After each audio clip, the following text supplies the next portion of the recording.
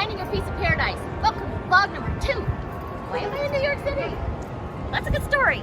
I'll tell you. So, I like to talk to my kids at the end of the year. If you want to hear about them, I talked about them in vlog 1. And in 2018, you'll also hear how I found myself broke. And then in November, I had 10 closings in November. Made more money that month than I had made the entire year teaching previously. So one of my kids said, you know, it'd be cool to do New York City at New Year's. And they had no idea, but I was like, challenge accepted. So I did my research and found out that Knickerbocker, right there, has a rooftop party that's as close as you can get to the ball, which is right up there. So we didn't have to stand for 8 hours, and it turned out it was pouring that year and they don't let you have umbrellas. We ended up partying up at the rooftop. So I'm gonna call today's vlog Lessons from the Legends.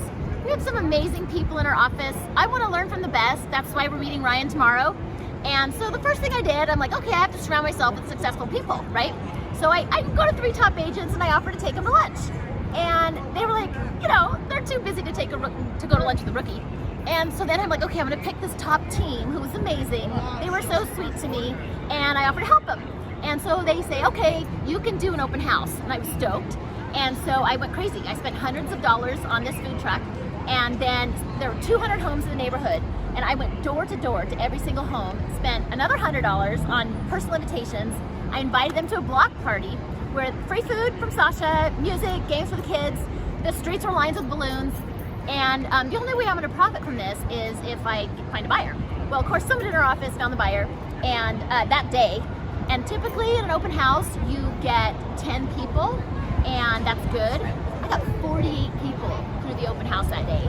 And no buyer, but you know what happened is the people across the street, they opened the door, I connected with them, they came back to the open house, and they were so impressed, they asked me to list their house.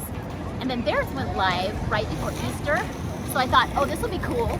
I'll do Easter egg hunt. Did the same thing, sold a house that day. So I'm so thankful to the legends. They taught me so much. They're all super chill, which clearly I'm not. And I tend to go like this in transactions. And I learned from them, you know, be steady. Your clients want you to be the steady force of reason as you're helping them through one of the most stressful parts of their life. So I'm trying to learn to be more chill.